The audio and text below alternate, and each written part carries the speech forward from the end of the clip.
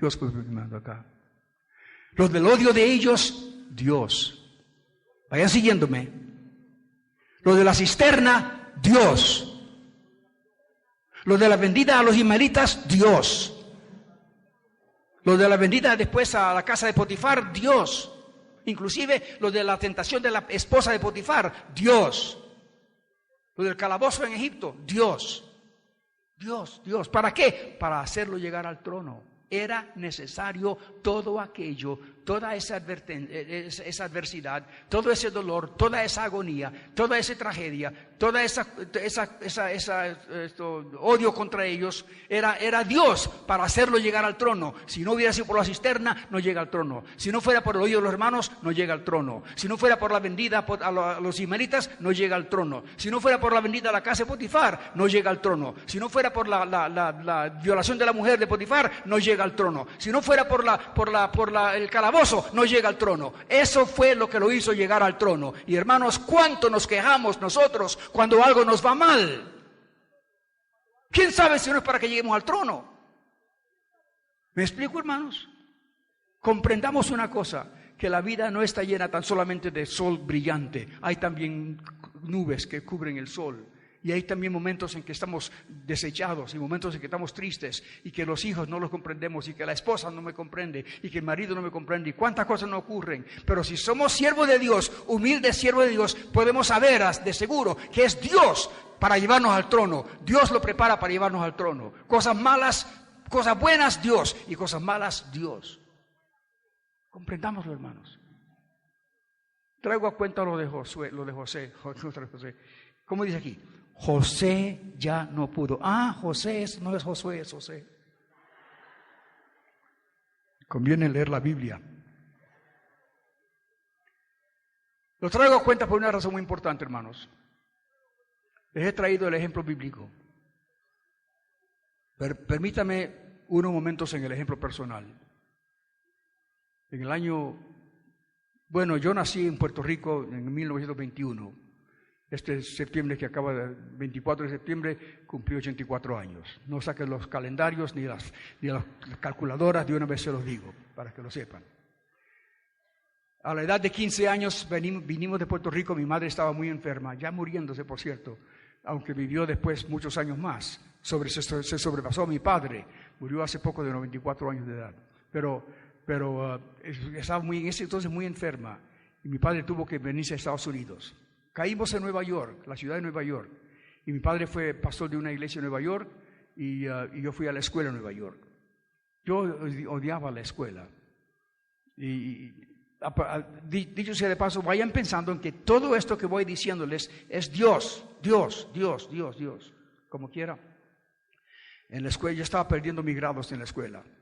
Era muy mal discípulo yo. Y no era que era mal discípulo, sino que no me enseñaban las cosas donde yo podía excelar. Excelar. Superarme. No me enseñaban las cosas donde yo podía salir bien, ¿no? Me enseñaban cosas como aritmética, como historia, como cosas así, ¿no? Como quiera, estaba yo en el tercer año de secundaria cuando cumplí 17 años. Y al cumplir 17 años en Nueva York, yo podía ya no ir más a la escuela. Y le digo a mi padre, papá, yo no quiero ir ya más a la escuela. Y me dice, pues, ¿quién manda aquí? ¿Tú o yo? No, tu padre, tú mandas. Era en los días en que los padres mandaban. Por si no lo recuerdan, hubo un día en que los padres mandaban.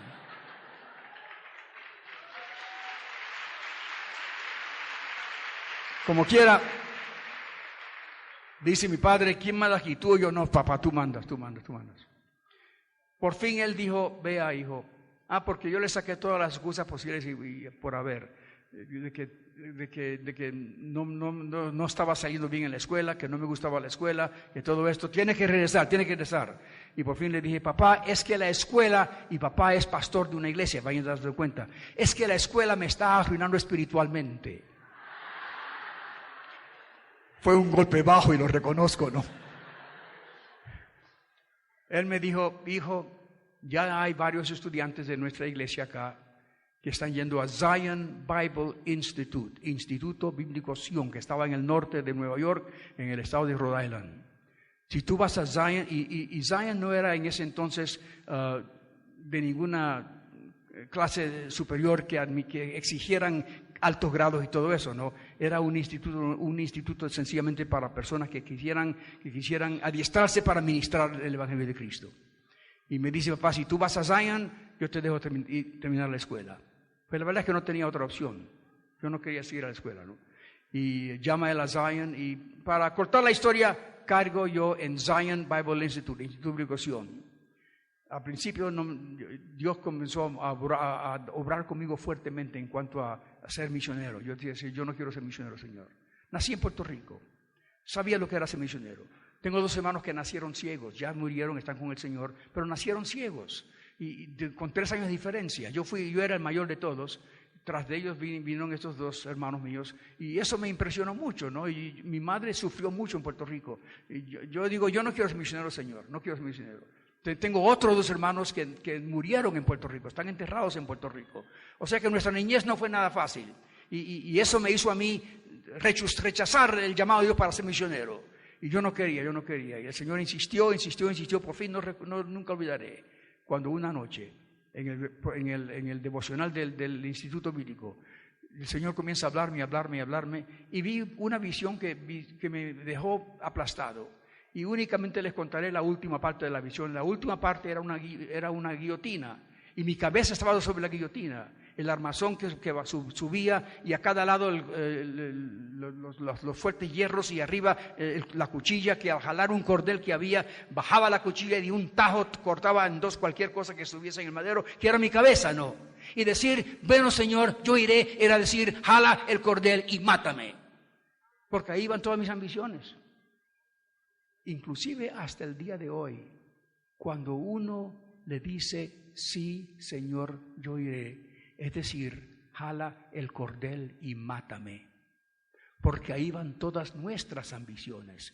Es como Jesús dijo, no se haga mi voluntad, sino la tuya. ¿Y qué le costó a Jesús? Su vida. Ciertamente resucitó, lo sabemos, pero le costó al Señor su vida. Es jala el cordel y mátame, Señor.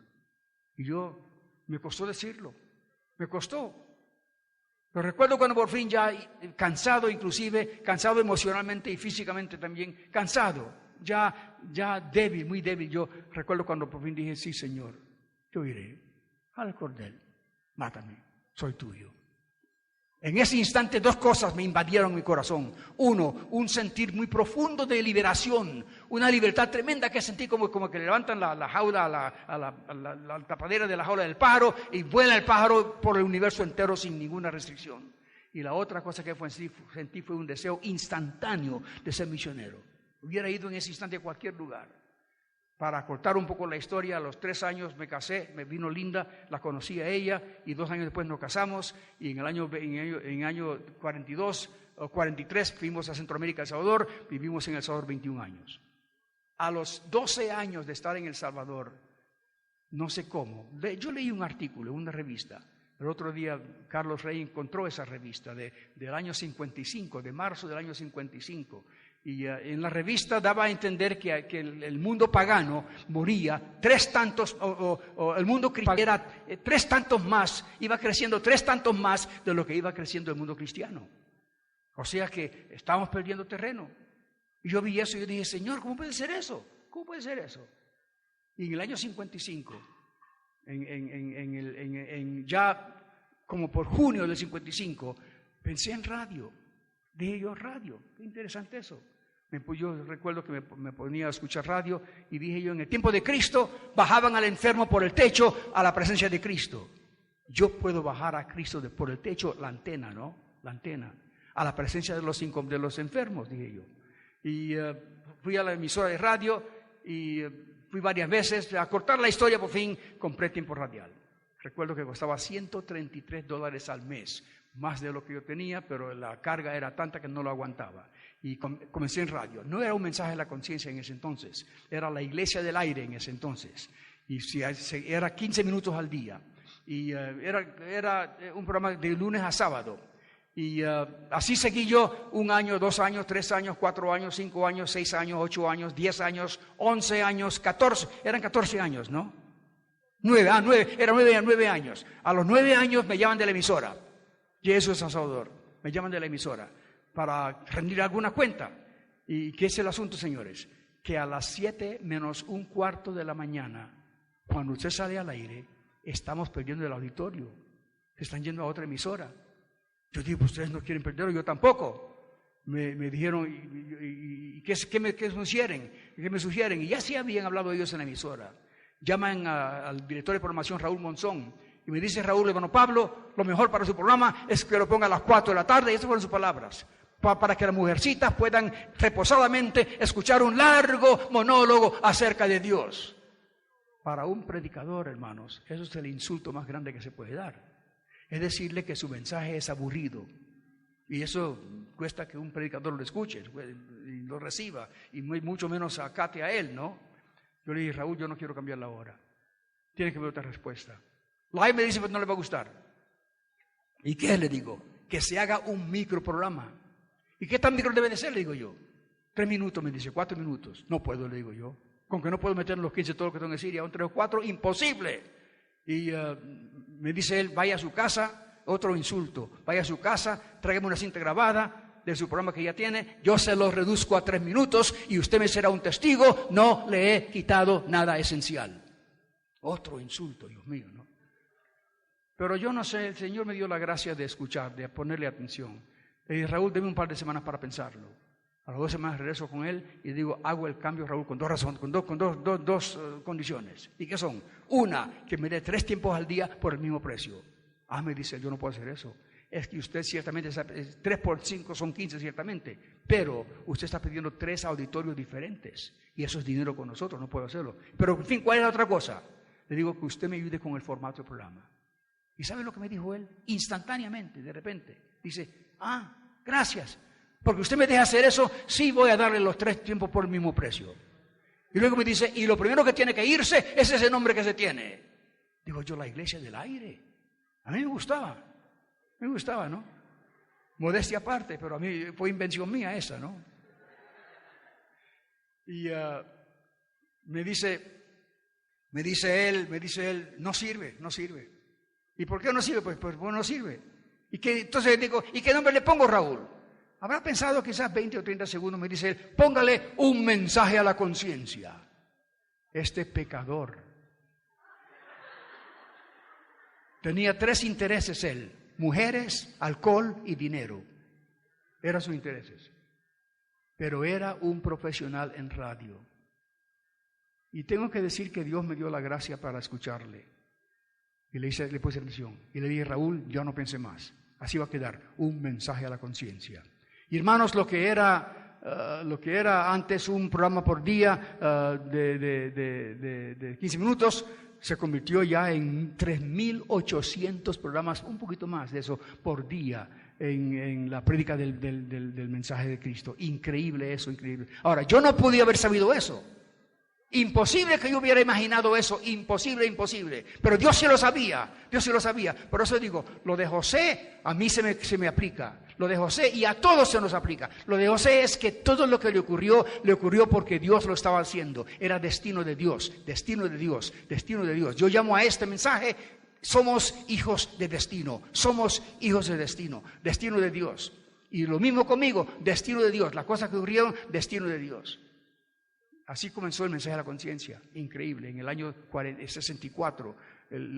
Prediqué y comencé en radio en el 55, pero en el año 64 comenzó el mensaje a la conciencia. Que hasta ahora es increíble lo que Dios ha hecho con eso. En más de 30 países, y todos los días, increíble eso, ¿no?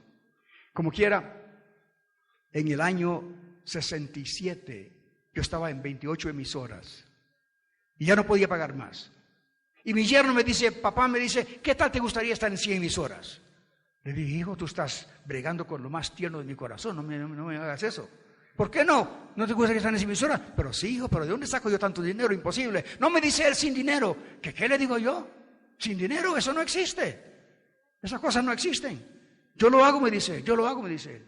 En fin, para cortar la historia, él escribió una carta. Mandó a Washington a recibir el libro de direcciones de las radioemisoras, más de 3.000 emisoras, y escribió una carta a más de 3.000 emisoras en español. Lo hizo en inglés, lo tradujo en español, que decía más o menos: señor dueño y administrador de emisora, tengo en mi